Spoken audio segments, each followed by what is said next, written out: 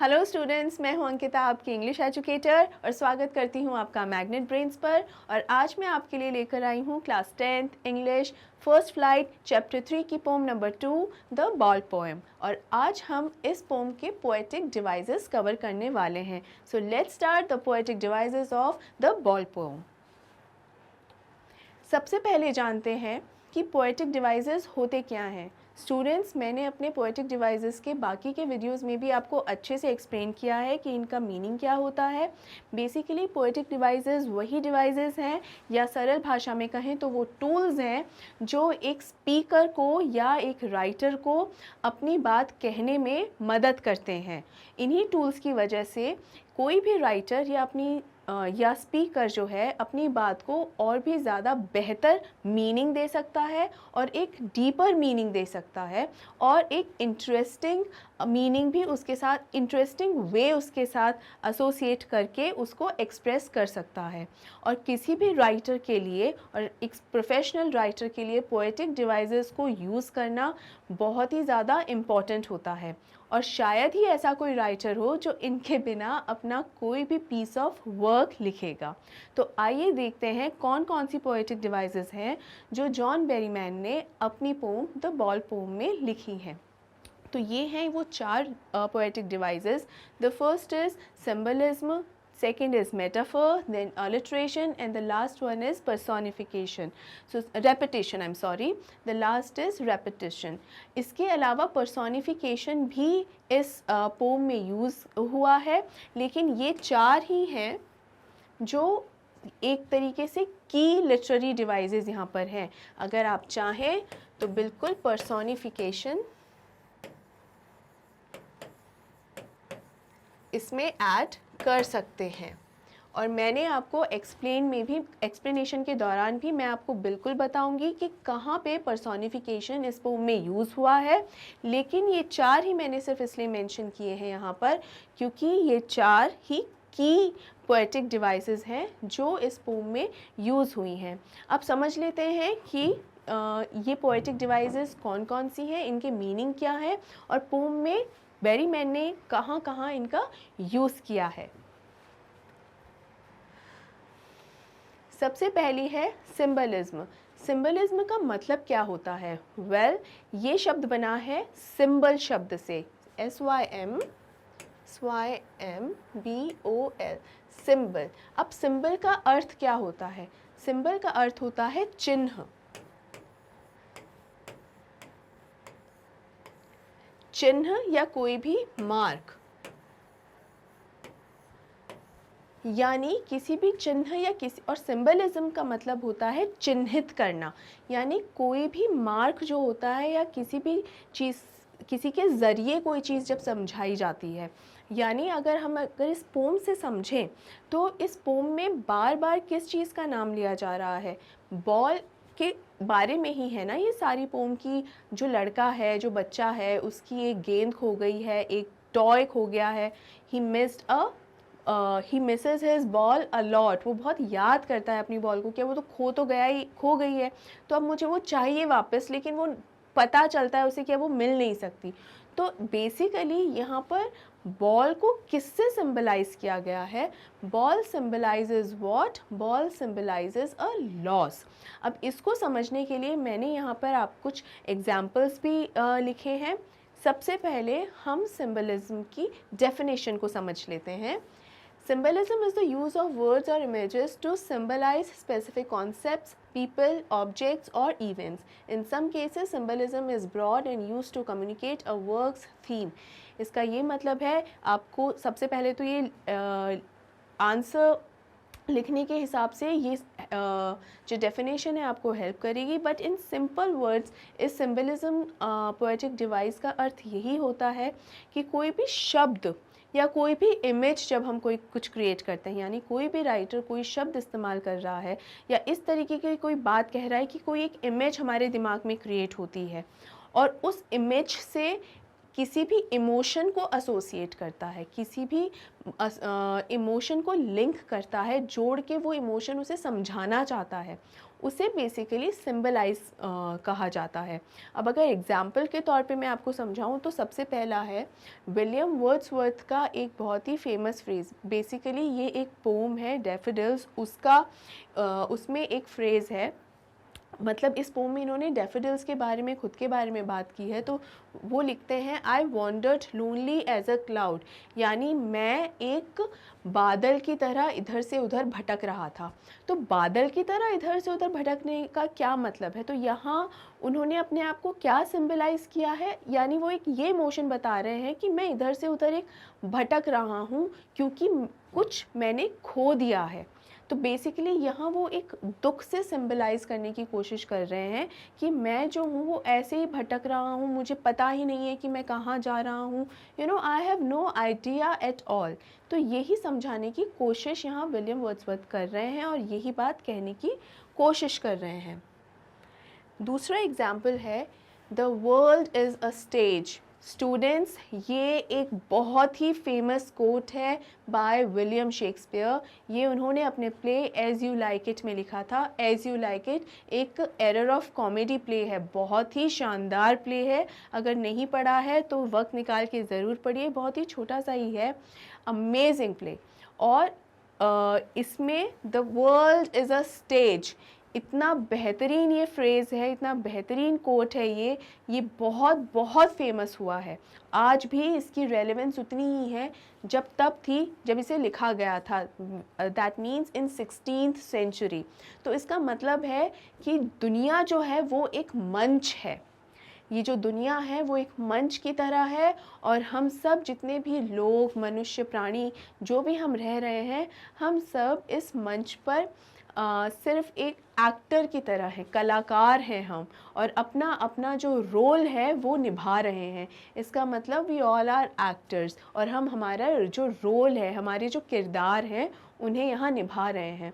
तो बेसिकली क्या वाकई में अगर शाब्दिक अर्थों पर अगर हम जाएं तो क्या वाकई में ये जो दुनिया है, क्या वाकई में कोई स्टेज है, कोई मंच है? नहीं, ये कोई मंच नहीं है। बेसिकली ये सिर्फ एक समझाने का तरीका है, ये बताने का एक ज़रिया है कि इन्होंने यहाँ पर किस चीज़ से एसोसिएट किया गया है वर्ड, ये बताने का एक ज़रिया है कि आप कुछ ऐसा इमेजिन करवा रहे हो जिसे समझना, सोचना, देखना लगभग नामुमकिन है। यानी दुनिया वास्तव में कोई मंच नहीं है, लेकिन आप इतना एक गहरी नज़र से इसे देख रहे हो कि लगता है मानो कि हाँ मंच की तरह ही है और आपके हाथ में कोई कंट्रोल है ही नहीं इसका। आप सिर्फ एक कठपुतली हैं, एक कलाकार हैं, और कठपुतली की डोर है भगवान के हाथों में। तो सबको यहाँ पर अपना अपना काम करना है और चले जाना है। इसका एक्सप्लेनेशन कुछ इस तरीके से है that the world is compared to a stage, however world is not literally a stage for role playing. Instead, it opens up the door to our imagination so that we can see what we may have viewed as impossible. मतलब किसी ऐसी चीज़ को imagine करना अपने दिमाग में जो लगभग नामुमकिन हो, यानी किसी चीज़ के आगे सोचना, बियॉन्ड सोचना, अपनी इमेजिनेशन को लिमिटेड नहीं रखना। तो यही सिंबॉलिज्म है, एक सिंबल, एक चिन्हित किया गया है, अपनी इमेजिनेशन को चिन्हित करने की कोशिश की गई है इसमें, और शेक्सपियर ने अपने ख्यालात, अपनी इमेजिनेशन को ही इस सेंटेंस से एक्सप्लेन करने की कोशिश की है।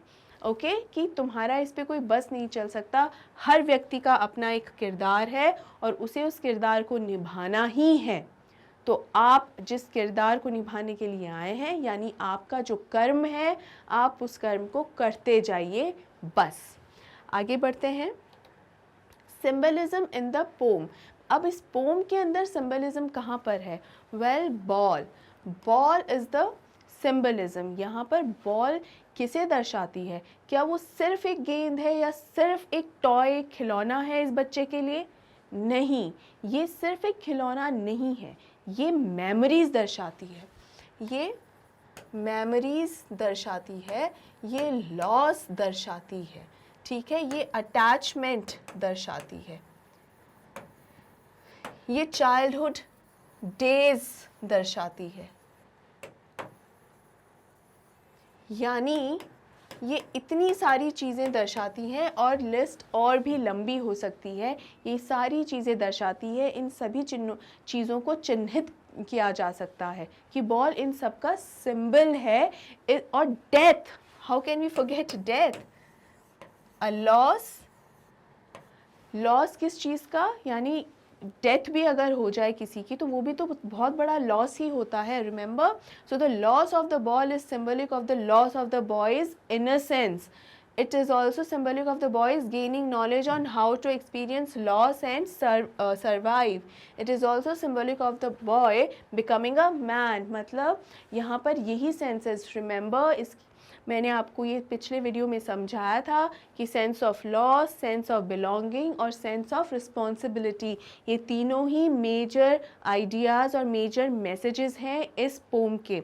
तो इसलिए आपको उनको ध्यान रखना है। ये सभी जो हैं, जिस लॉस की हम बात कर रहे हैं वो ये सभी हैं लॉसेस। तो इसमें बॉल के खो जाने का क्या अर्थ है कि बच्चा अपनी एक इनोसेंस खो रहा है। Why innocence? क्योंकि अब उसको वो सिर्फ इमोशंस में अगर अटैच्ड रहेगा तो उसके लिए सर्वाइव करना बहुत मुश्किल हो जाएगा।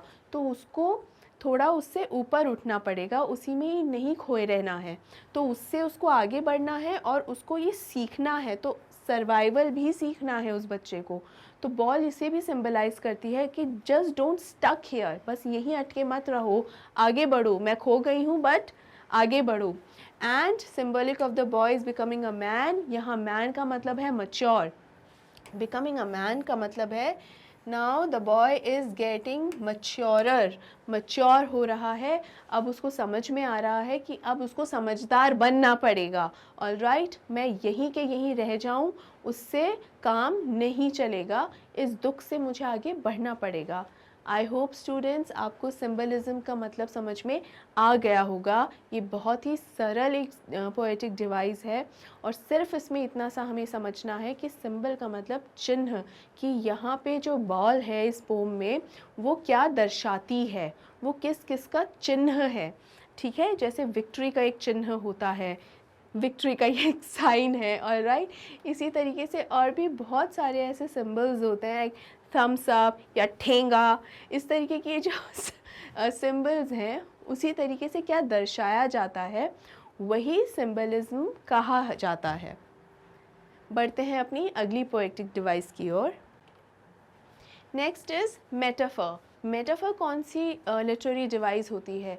वेल, मेटाफर एक ऐसी लिटरेरी डिवाइस है जहाँ दो ऐसी चीज़ों को एक दूसरे से कंपेयर किया जाता है जो अनलाइक हो, यानी जिनका आपस में कोई लेना देना नहीं है, कोई भी डायरेक्ट कनेक्शन नहीं है। जैसे अगर मैं कहूँ my pen is my weapon, यानी मेरा पेन ही मेरा हथियार है, कलम ही मेरा हथियार है, तो ये एक मेटाफर हो गया।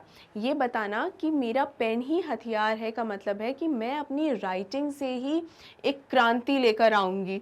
तो इसका मतलब मैं कहीं जाके किसी के घर के आगे जाके धरना देना या प्रोटेस्ट करना, वो तरीका मेरा नहीं है प्रोटेस्ट करने का, वो धरना देने का वो मेरा तरीका नहीं है। मेरा प्रोटेस्ट करने का तरीका या किसी चीज़ में समर्थन देने का तरीका होगा कि शायद मैं जो लिखूँगी, जो मैं लिखाई के माध्यम से मैं अपने विचार व्यक्त करूँगी और वही मेरा तरीका होगा। तो मेरा पेन ही जो है वो मेरा हथियार बनेगा। तो ये एक वेपन और पेन आपस में ये जो ऑब्जेक्ट्स हैं इनका आपस में ऐसा कोई लेना देना नहीं है, कोई रिलेशन नहीं है, लेकिन हमने पेन को यहाँ हथियार से इसलिए कनेक्ट किया ये दिखाने के लिए कि वो कौन सा मेरा तरीका है जिससे मैं अटैक करूँगी किसी पर या किसी को समझाऊँगी या अपनी एक डिफेंसिव शील्ड क्रिएट करूँगी अपने इर्द गिर्द। आई होप आपको ये समझ में आ गया होगा। अब वो कुछ एग्जाम्पल्स देखकर हम समझते हैं। John was so hungry that he could eat a horse, मतलब जॉन को इतनी ज़्यादा भूख लगी थी कि वो पूरा का पूरा घोड़ा ही खा जाए।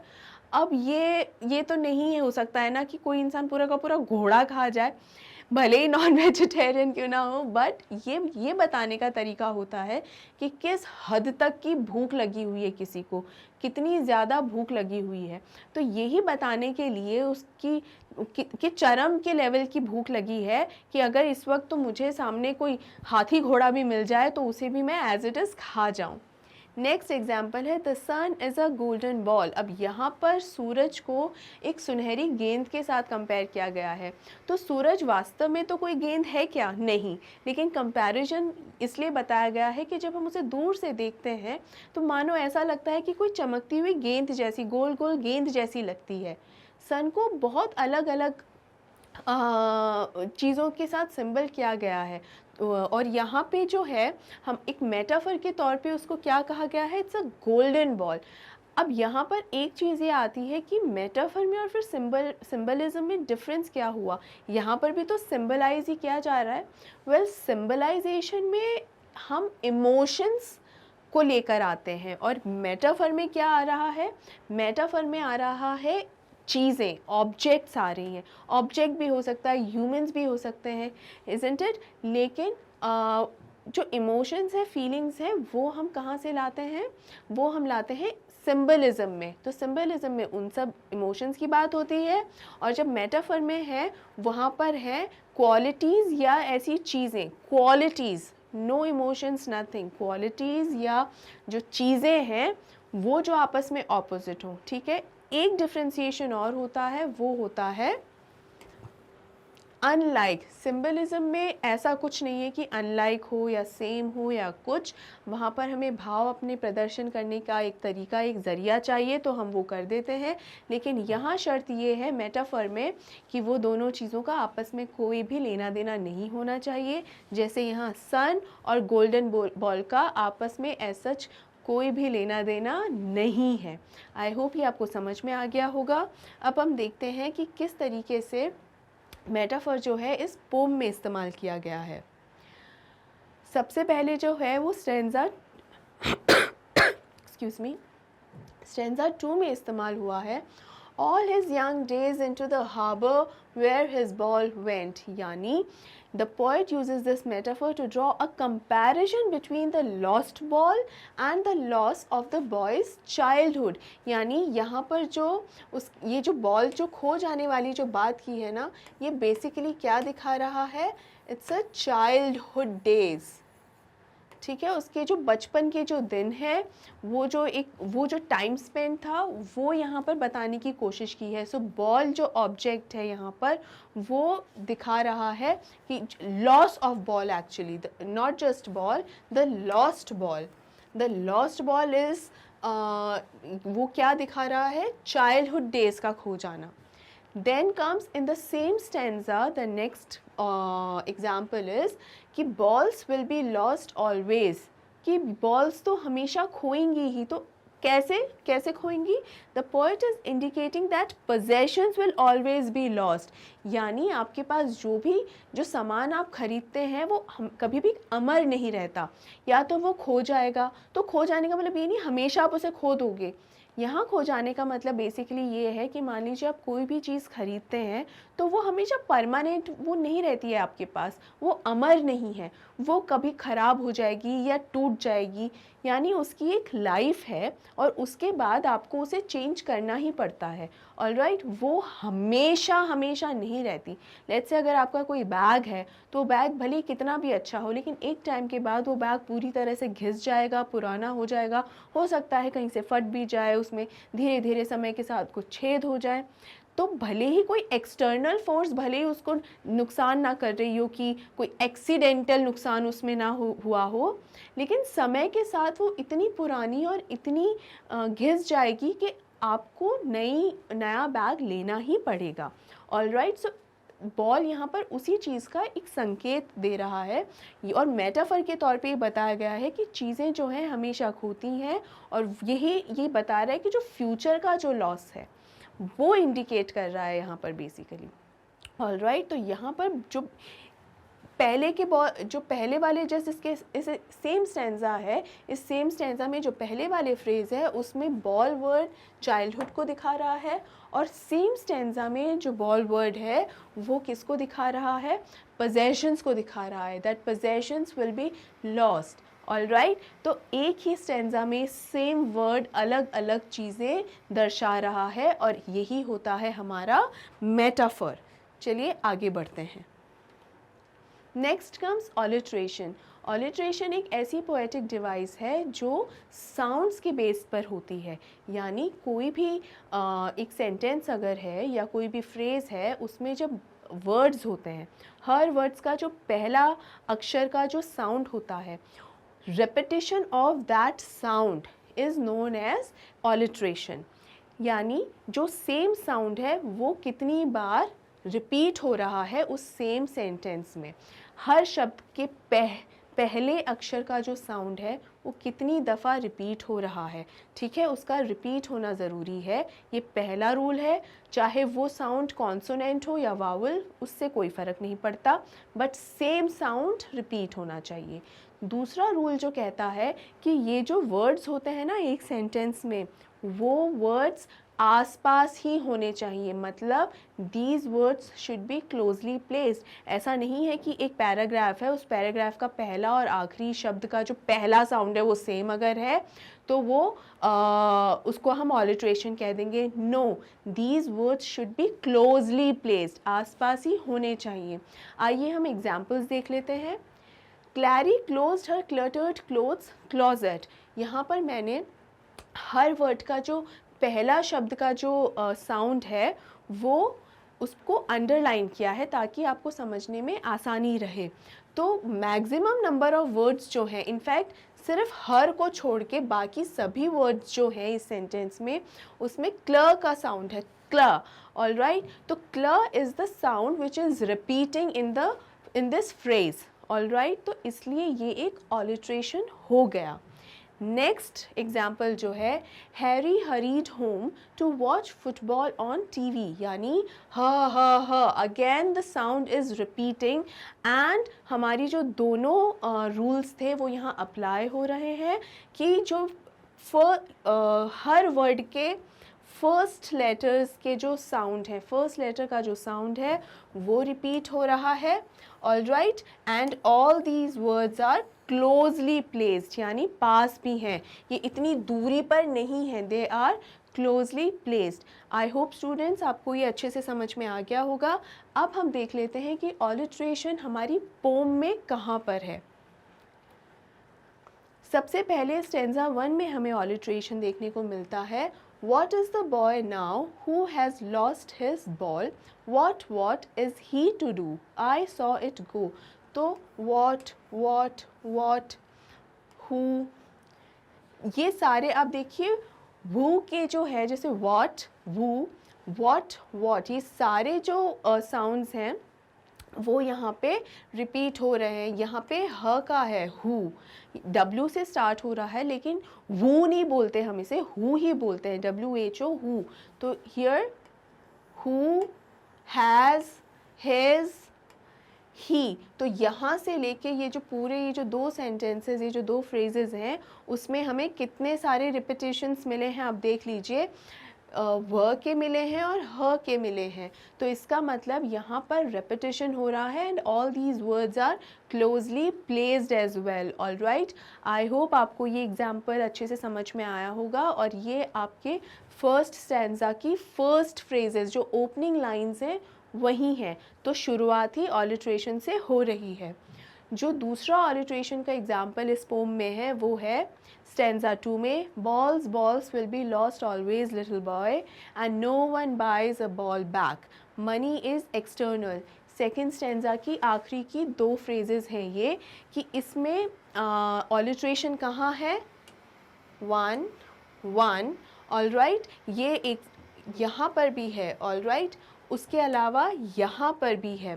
आई होप मैंने सभी सारे जितने भी ऑलिट्रेशन वाले वर्ड्स थे यहाँ कवर कर लिए हैं, एंड आई होप कि मैंने यहाँ कुछ भी मिस नहीं किया है स्टूडेंट्स, और अगर किया है तो उसे कमेंट बॉक्स में लिखिए कि मैम इसके अलावा और ये ऑलिट्रेशन भी इसमें है। देखिए हो सकता है अ वाले, I am giving you a hint here, हो सकता है अ साउंड यानी वावल साउंड के भी जो ऑलिट्रेशन है आपको इन दोनों लाइंस में देखने को मिले। अभी तो बॉल्स यानी कॉन्सोनेंट साउंड ही आपको रेपिटेशन में नज़र आ रहा होगा। ऑल राइट, तो कॉन्सोनेंट वाले तो दिख गए, क्या कोई वावल साउंड भी रेपिटेशन यहाँ पर दिखाई दे रहा है आपको? अगर दिखाई दे रहा है तो प्लीज़ उसे अपने कमेंट सेक्शन में ज़रूर लिखिएगा। ऑल राइट, चलिए आई होप आपको ऑलिट्रेशन यहाँ अच्छे से समझ में आ गया होगा। आगे बढ़ते हैं। Then comes repetition. मैंने अपने पिछले वीडियोस में भी बताया है, जितने भी पोएटिक डिवाइसेस के वीडियोस हमने अभी तक बनाए हैं उसमें बताया है कि रेपिटेशन जो होता है सबसे आसान पोएटिक डिवाइसेस में से एक है। रेपिटेशन का बेसिकली मतलब होता है रिपीट होना, यानी जो चीज़ दोहराई जाए। अब जो दोहराया जाना है वो क्या क्या दोहराया जा सकता है? या तो सिर्फ एक वर्ड, या कोई भी फ्रेज़ यानी सेंटेंस, या पूरा का पूरा एक स्टेंजा भी वो हो सकता है। दूसरा रेपिटेशन का रूल ये होता है कि वो रेपिटेशन एज इट इज़ होना चाहिए, एज इट इज़। फिर फ़र्क नहीं पड़ता कि वो रेपिटेशन कितना करीबी है या कितना दूर है। यानी किसी चैप्टर कह रही हूँ स्टूडेंट्स, स्टेंजा नहीं, किसी चैप्टर का भी पहला और आखिरी शब्द भी अगर एकदम सेम है, बट मेक श्योर वो कीवर्ड्स होने चाहिए। ऐसा नहीं कि कोई भी रेगुलर वर्ड है कि द, इस तरीके के सिंपल वर्ड्स नहीं, it has to be something important, keyword वो होना चाहिए। ऑल राइट, अगर इस तरीके के जो फ्रेजेस हैं अगर वो रिपीट इस तरीके से हो रहे हैं तो स्टूडेंट्स वो हो जाता है रेपिटिशन। एक बार हम एग्जाम्पल देखकर भी समझ लेते हैं। हैंड इन हैंड, यहाँ पर हैंड और हैंड एक साथ हो रहे हैं रिपीट। रेपिटेशन और ऑलिट्रेशन में कभी कंफ्यूज मत होइए, ये कंपैरिजन भी, ये डिफरेंशिएशन भी मैंने आपको अच्छे से बताया हुआ है कि ऑलिट्रेशन सिर्फ साउंड्स पर बेस्ड है। यहाँ पर ऑलिट्रेशन भी है, yes, but alliteration is different, repetition is different. Alliteration सिर्फ साउंड्स के लिए होता है, but when it comes to repetition it has to be the whole word और द होल फ्रेज और द होल पैराग्राफ और स्टेंजा, इजंट इट? ये ध्यान रखिए। Next comes get ready, get set go. Get, तो यहाँ पर भी रेपिटेशन है। आई होप ये आपको एग्जाम्पल से समझ में आ गया होगा। अब देखते हैं कि हमारी पोम में बेरीमैन ने कहाँ पर रेपिटेशन लाए हैं। सबसे पहले तो बॉल ही रेपिटेशन है सब पूरे पोएम में। यहाँ पे स्टेंजा मैंने कुछ मेंशन इसलिए नहीं किया है क्योंकि सिर्फ ये एक या दो स्टेंजा में नहीं, बल्कि पूरी पोएम में ही जो ये वर्ड है बॉल, वो बार बार रिपीट हो रहा है, बार बार आ रहा है। देखिए स्टूडेंट्स, कभी भी इस चीज़ से कंफ्यूज मत होना कि पहले तो हमने इसे ऑलिट्रेशन कहा था, फिर हमने इसको सिंबलिज्म की कैटेगरी में लेकर आ गए, फिर इसी सेम वर्ड को ही या सेम फ्रेज़ को ही हमने कोई दूसरा पोएटिक डिवाइस कहा था। एक सिंगल वर्ड, एक सिंगल फ्रेज़, एक पूरा स्टैंजा, सब कुछ जो भी लिखित रूप में आपको है, जब लिखित रूप में आपको कुछ मिलता है तो ज़रूरी नहीं है कि अगर उस पर एक पोएटिक डिवाइस अप्लाई हो गई है तो दूसरी नहीं हो सकती। बिल्कुल हो सकती है, क्योंकि एक चीज़ के बहुत सारे अर्थ निकलते हैं, हर बात के, हर शब्द के बहुत सारे मीनिंग्स होते हैं और अलग अलग नज़रिया होता है। हो सकता है बहुत सी ऐसी पोएटिक डिवाइसेस इस पोम में और भी हैं जो अभी तक आइडेंटिफाई भी नहीं हुई है, क्योंकि हर रीडर का, पढ़ने वाले का अपना एक अलग नज़रिया होता है जिसके आधार पे वो उस पोएटिक डिवाइस को भी अंडरस्टैंड करता है, डिटरमाइन करता है। ऑलराइट, इसीलिए मैंने आपको इस वीडियो के शुरू में ही कहा था कि मैंने जो की वर्ड्स जो लिखे हैं यहाँ, जो की पोएटिक डिवाइसेस हैं, बस वही मेंशन की हैं, लेकिन उसके अलावा पर्सोनिफिकेशन का भी हिंट है इस पोम में, यही समझाने के लिए कि एक बात पर, एक वर्ड पे मल्टीपल पोएटिक डिवाइसेस अप्लाई हो सकती हैं। इसीलिए मैंने उस जगह पर्सोनिफिकेशन मेंशन नहीं किया था, क्योंकि और ज़्यादा भी डिवाइसेस ऐड हो सकती हैं अगर आपको उनका कोई भी हिंट या किसी भी तरीके से उनका कोई भी ट्रेस नज़र आता है उस पोम में। ऑलराइट, इस वक्त चूँकि हम बात कर रहे हैं रेपिटेशन की, तो हम बाकी सभी लिटरेरी डिवाइसेस को ध्यान में नहीं लाकर सिर्फ ये देखेंगे कि इस पूरी पोम में रेपिटेशन कहाँ कहाँ है। नो मैटर्स, कोई फ़र्क नहीं पड़ता कि उस सेम बात पे, सेम वर्ड पे, सेम फ्रेज पे कोई दूसरी पोएटिक डिवाइस या लिटरेरी डिवाइस अप्लाई हुई है। ओके, तो जो बॉल वर्ड है वो पूरी पोम में ही कई बार रिपीट हुआ है, हर स्टेंजा में मैक्सिमम नंबर ऑफ लाइंस में ये वर्ड है, तो ये समझना बहुत आसान है कि बॉल एक रेपिटेशन है। नेक्स्ट, स्टेंजा 4 में how to stand up. Stanza 4 की जो पहली और दूसरी लाइन्स ही हैं उसके अंदर हाउ टू स्टैंड अप जो है वो वर्ड यूज़ हुआ है। अब वर्ड नहीं, आई एम सो सॉरी, जो फ्रेज़ है, तो जो फ्रेज़ है वो रिपीट हुआ है। तो यही फ्रेज़ ये रिपीट क्यों हुआ है, ताकि बेसिकली रेपिटेशन का एक मीनिंग ये है कि पोएट है या जो राइटर है वो किसी बात पर स्ट्रेस दे रहा है, किसी बात पर बहुत ज़ोर दे रहा है और उसे ज़्यादा तरीके से समझाने की कोशिश कर रहा है, उस पर स्ट्रेस दे रहा है और ये भी बता रहा है कि वो कितनी ज़्यादा इम्पॉर्टेंट है, उस हिसाब से उसे समझिए। तो यहाँ पर ये रेपिटेशन इसलिए है, ये समझाने के लिए कि आप जो प्रॉब्लम हो गई है उसमें घिरे मत रहिए, उससे बाहर निकलिए। प्रॉब्लम्स में घिर जाना एक तरीके के चक्रव्यूह में फंस जाने जैसा होता है, तो उसमें फंसे मत रहिए, ट्रैप्ड मत रहिए, उस ट्रैप को तोड़कर आगे निकलने की कोशिश कीजिए। कभी भी उस ट्रैप में फंसकर अपना टाइम वेस्ट नहीं करें, उससे आगे बढ़ें। Try to go beyond that problem, alright, just don't stay there. ठीक है, यही बताने की कोशिश की है बेरीमैन ने यहाँ पर, और इसीलिए यहाँ पर ये रेपिटेशन आया है। आई होप स्टूडेंट्स रेपिटेशन भी आपको अच्छे से समझ में आ गया होगा। इसके बाद आता है पर्सोनिफिकेशन। पर्सोनिफिकेशन यहाँ पर बहुत ही एक छोटा सा पर्सोनिफिकेशन है, but again it is something very beautiful. और जब मैं इस पोम की समरी आपको एक्सप्लेन कर रही थी उस दौरान मैंने आपसे इसी के बारे में पूछा था कि यहाँ एक लिटरेरी डिवाइस यूज़ हुई है और वो लिटरेरी डिवाइस कौन सी है। आई एम श्योर आप सब में से बहुत से लोगों को ये समझ में आया होगा और आपको पता चला होगा कि वहाँ कौन सी लिटरेरी डिवाइस है। यदि नहीं आया है तो अभी उसे समझ लेते हैं। वेल, पर्सोनिफिकेशन ये होता है कि किसी भी ऑब्जेक्ट को, चीज़ को ह्यूमन लाइक क्वालिटी देना। ठीक है, किसी भी चीज़ को, या जैसे मान लीजिए कि अगर हम जैसे एग्जांपल्स भी मैंने यहाँ आपको दे रखे हैं कि the flowers dance to the wind, यानी जब हवा चल रही थी तो फ्लावर्स हिले होंगे, तो वो इतनी खूबसूरत लग रहे थे कि as if they are dancing, ऐसा लग रहा था मानो वो जो फूल हैं वो डांस कर रहे हों। अब डांस तो इंसान ही करते हैं ना, तो फूल कैसे डांस करेगा, कौन सा स्टेप कर कर दिखाएगा, तो ये तो नहीं समझ में आ सकता। तो बेसिकली यहाँ पर जो डांसिंग क्वालिटी है, ये जो क्वालिटी है वो बेसिकली एक ह्यूमन क्वालिटी है, एक ह्यूमन ट्रेट है, ट्रेट और क्वालिटी।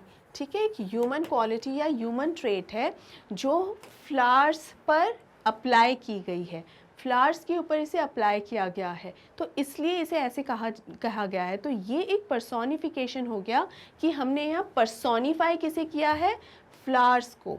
ऑलराइट, फ्लावर्स को पर्सोनिफाई किया है। Next comes I felt like the food kept calling me. मुझे ऐसा लग रहा था कि ये जो भोजन है ये मुझे बुला रहा है अपनी तरफ। अब भोजन की अपनी तो कोई आवाज़ होती नहीं है कि आ जाओ और मुझे खा लो, मैं बहुत ही अच्छा बना हूँ आज, ऐसा तो कुछ होता नहीं है। लेकिन बेसिकली यहाँ कहने का ये मतलब है कि जो खाना बना है वो दिखने में इतना बढ़िया लग रहा है और उसमें से खुशबू भी इतनी शानदार आ रही है कि ऐसा लग रहा है कि मैं इसी वक्त जाऊँ और इसे खाना शुरू कर दूँ। यानी इसकी जो खुशबू है और ये जिस तरीके से दिखाई दे रहा है, इतना टेम्पटिंग, इतना डिलिशियस और इतना टेस्टी ये नज़र आ रहा है कि ऐसा लग रहा है कि मानो मुझे अपनी ओर आकर्षित कर रहा हो, अपनी ओर खींच रहा हो। तो यहाँ पे फूड को पर्सोनिफाई किया गया है। ठीक है, तो यानी फ्लावर्स और फूड, आई एम सॉरी, ये दोनों ही ह्यूमंस नहीं है, लेकिन ह्यूमन की क्वालिटी इन पर अप्लाई की गई है। और यही होता है पर्सोनिफिकेशन, कि कोई ऐसी चीज़ जो ह्यूमन नहीं है उस पर ह्यूमंस की क्वालिटी या ह्यूमन के ट्रेट्स जो हैं वो अप्लाई हों। देख लेते हैं हमारी पोम में जॉन बेरीमैन ने कहाँ कहाँ इसे इस्तेमाल किया है। स्टेंजा 1 में I saw it go merrily bouncing down the street and then, यहाँ पर भी बॉल को ही पर्सोनिफाई किया गया है कि बहुत ही राजी खुशी हंसते खेलते बाउंस करते हुए टिप टिपाते हुए इधर भिड़ते हुए उधर भिड़ते हुए वो जो बॉल है पानी में जा गिरी। अब जो बॉल है उसका तो कोई नाक नक्श तो होते नहीं है, तो वो कैसे, मैरीली का मतलब क्या समझाया था मैंने आपको, मैरीली का मतलब है हैप्पीली। रिमेंबर, मैरीली का मतलब है हैप्पीली, यानी बहुत ही खुशी, बहुत वेरी जॉयफुल। तो बहुत ही खुशी खुशी जो बॉल है ऐसे टिप्पा खाते हुए चली गई। तो उसके तो नाक नक्श है नहीं, गेंद के तो कोई नाक नक्श होते नहीं है, तो स्माइल कैसे कर रही है, हैप्पी कैसे हो रही है। वेल, ये भी मैरीली बेसिकली एक इंसानी क्वालिटी ही है, एक ह्यूमन ट्रेट ही है जो यहाँ पर गेंद पर अप्लाई हो रहा है, यानी बॉल को पर्सोनिफाई किया गया है। Students, maximum number of poetic devices जो यहाँ यूज़ हुई हैं इस पोम में, उन ज़्यादातर बॉल हर एक में ही मौजूद है। तो ये आपके लिए समझना आसान भी रहेगा और याद करना भी कंपैरेटिवली बहुत ही आसान रहेगा कि कौन सी पोएटिक डिवाइसेस इस पोम में कहाँ कहाँ यूज़ हुई हैं। आई होप स्टूडेंट्स आपको ये पोम के सभी पोएटिक डिवाइसेस अच्छे से समझ में आ गए होंगे। बहुत ज़्यादा मुश्किल नहीं है, मैंने पोएटिक डिवाइसेस आपको पहले भी समझाए हैं। यहाँ पर जो एक नया पोएटिक डिवाइस था वो था सिंबलिज्म, जो कि बहुत ही आसान है। फिर भी अगर आपको उसमें किसी भी तरीके का कोई भी डाउट हो, कोई भी कन्फ्यूजन हो, तो आप हमेशा की तरह इस बार भी कमेंट सेक्शन में कमेंट करके पूछ सकते हैं। No need to wait for anything, just comment और पूछिए आपके अपने डाउट्स, जो भी इश्यूज़ हैं, जो भी कहीं पे कोई भी कन्फ्यूजन है, आप बिल्कुल पूछ सकते हैं। ऑलराइट, और इसी के साथ हमारा ये वीडियो एंड होता है। और एकदम आखिर में मैं आपको याद दिला दूं कि मैग्नेट ब्रेन्स आपको प्रोवाइड करवाता है हाई क्वालिटी कंटेंट्स के साथ साथ ये सभी टॉप कोर्सेज, वो भी एकदम free of cost. E notes और ई बुक्स के लिए डिस्क्रिप्शन बॉक्स में आपको लिंक्स दिए गए हैं, आप विज़िट कर सकते हैं। और आप वीडियोस की एक्सेस के लिए www.magnetbrains.com पर भी विज़िट कर सकते हैं। आप हमें इंस्टाग्राम, टेलीग्राम, फेसबुक और ट्विटर पर भी फॉलो कर सकते हैं। अगर ये वीडियो पसंद आया हो तो लाइक और शेयर ज़रूर कीजिए और मैग्नेट ब्रेन्स हिंदी को सब्सक्राइब करना बिल्कुल मत भूलिए। Thank you so much.